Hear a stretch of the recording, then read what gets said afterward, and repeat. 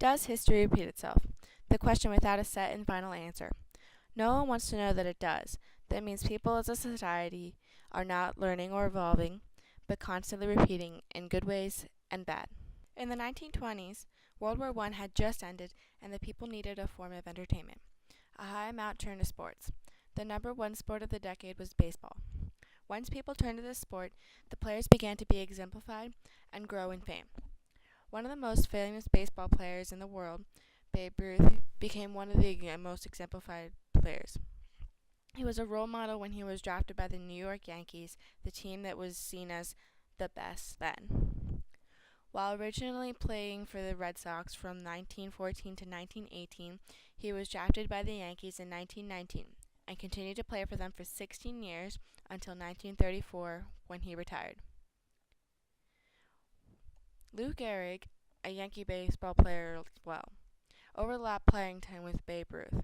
He began and ended his career with the Yankees. However, he is most well known for playing with ALS, later named Lou Gehrig's disease, dubbing him a strong and good role model for young boys and all who watch the sport. While baseball is still a major sport, football became the number one sport. Instead of the players acting as role models, they were more inspirational muses. Carson Wentz, a quarterback for the Philadelphia Eagles, was seen as the player to bring the Eagles, which is an underdog team, to the 2018 Super Bowl. Though he got injured, he still came back to play for his team for the next season and cheered them on throughout the previous. Nick Foles, the backup quarterback for the Eagles, stepped up when Wentz got injured mid-season. No one believed that the Eagles could go to the Super Bowl afterwards, but he managed to lead them and carry them throughout the Super Bowl and win. While he is the quarterback, he attempted a dangerous play to get a touchdown for his team. Accomplishing this led them to win the Super Bowl, a first for Philadelphia. Baseball and football are both major sports, and strong focuses from role models and heroes.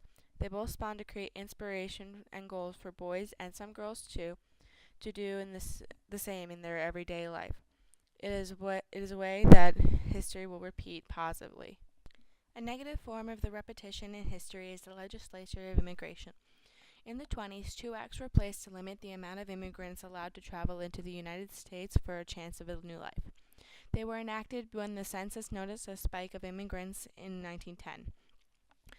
The Emergency Quota Act was placed in 1921. Hence the word emergency, it was placed without warning.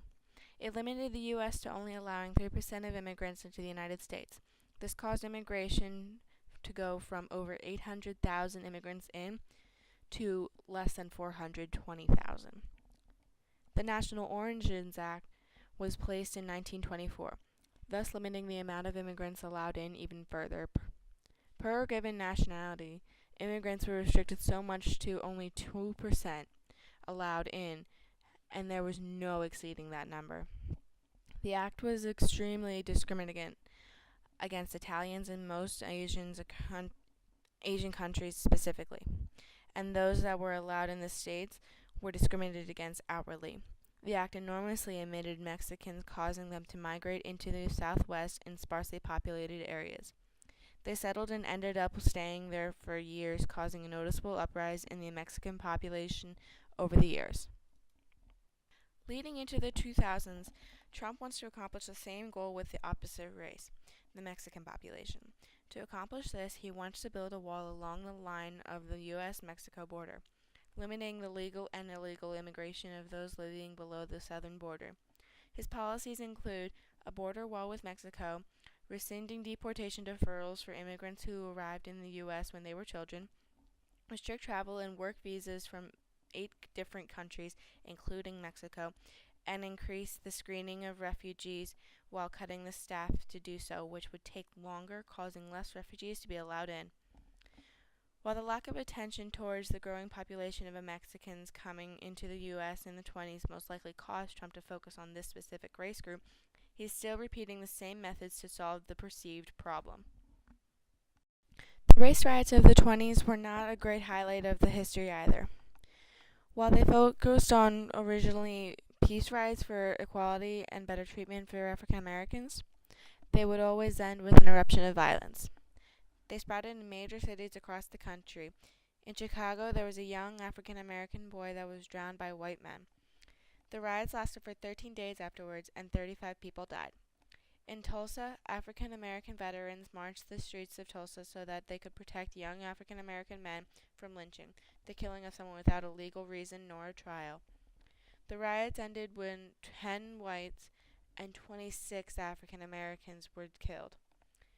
In one of the African American neighborhoods, white riots broke out, and the rioters ended up burning 35 blocks of the neighborhood to the ground. The commonality in all the race riots was the fact that the violence had always been enacted by the white Americans. While it is not as common nor as widespread, there are still race riots in the 2000s. There are two that happened in the past 5 years. The first being in Ferguson, Missouri in 2014. A cop had pulled over an 18-year-old African American kid, and it ended with the boy being shot when he, in fact, did nothing illegal. However, the grand jury decided, even with an eyewitness in the car, not to indict the police officer. This sparked protests that it was an unfair ruling and caused a lot of violence to erupt in Missouri. A year later, in 2015, Baltimore, Maryland, another race riot broke out. A 25-year-old African American man was arrested for possession of an illegal knife, according to the Baltimore law. While in the custody of the police officers of Baltimore, he received a severe spinal cord injury. He eventually slipped into a coma and died from that injury. The community of the African Americans in Baltimore caused an uproar of riots. A lot of violence sparked from these riots. However, after the man's sister spoke 48 hours later, the riots settled and there was marching through the streets that was violent-free. While race riots have waned since the 20s, they are still unfortunately present and can have extreme violence. One of the most monumental changes in the 20s is the role of women. Women's fashion and the model of the modern women of the time changed to be known as flappers. The flappers were modeled as women with shorter skirts of the time and rouged cheeks, with their hair cropped close to the neck. These women became the model for women and the expectation of women were supposed to look like. At this point, women earned new rights, such as the 19th Amendment. The suffragist movement was not finished afterwards, though. They continued to fight for rights in the workplace and advancing their role. The women of the time wanted corporate work, so they gained the ability to do so. They wanted to work towards social, economic, and political equality with men. With this in mind, some continued to still do domestic work. However, others pushed on and achieved work in clerical, sales, and management positions, a major push and accomplishment for women of the time. With almost 100 years past, the fashion, status, and work image of women has changed and continued to progress. Now women are only expected to just make sure that only a few places are constantly covered, whereas in the 20s, knees were not considered okay for women to show in public and ankles were barely accepted. The expectation of women's looks are not to a set standard anymore either. There are no necessary looks or fashion. There have been no new rights in favor of women, but less people are biased against women advancing in the home, workplace, and in the world throughout. Women have continued to have the ability to hold office, own and run major corporations, and judge a court of law. However, with all this progression, there are still setbacks, the biggest being the fact that women do not have an equal dollar to that of men. While it varies per state, the average around the United States is every dollar a man gets, a woman gets 79 cents. There are still women's equal rights rallies held in major cities to demand for further progression. While the women in the 20s push for what women can have today, there are still roadblocks that the average woman has to push for as well, so that women 100 years from now do not have to push. Terrorism was a new occurrence in the 20s. It had never happened before until the Wall Street bombing of September 1920. No one knew how to react to this occurrence, so they forgot about it. Yet they were still aware that it was now a possibility. This bombing left 38 people killed when the bomber packed a car full of shrapnel and nails and set it to explode in front of the corner of Wall Street. This caused people to begin to be biased and hyper-aware of who they thought would be the ones to do it again. Terrorism and outward acts of violence against Americans sadly has escalated since then, getting closer and closer between occurrences. The first and most prominent example being 2001 September 11th, a day mourned annually, where terrorists boarded planes and caused them to crash into the Twin Towers in New York City, the Pentagon, and other places. People on one plane caused it to crash prematurely in order to make sure no one else would die. In April 2013, Boston, Massachusetts, the annual Boston Marathon is starting and winding to a close as more and more people cross the finish line when two brothers detonate a bomb, killing and injuring hundreds of runners and bystanders. Only 2 years later in Chattanooga, Tennessee, someone who joined the Islamic Front movement walked into a military recruitment facility and shot the place up, killing 5 military men. Less than a year later, in June 2016, a shooter walks into a bar in Orlando, Florida, and shoots almost everyone he sees, killing 48 people. People became aware of the world they were living in the 20s, which formed a new reality for people living in the 2000s. Unfortunately, anyone born in this time feels that this is normal and an average occurrence at this point.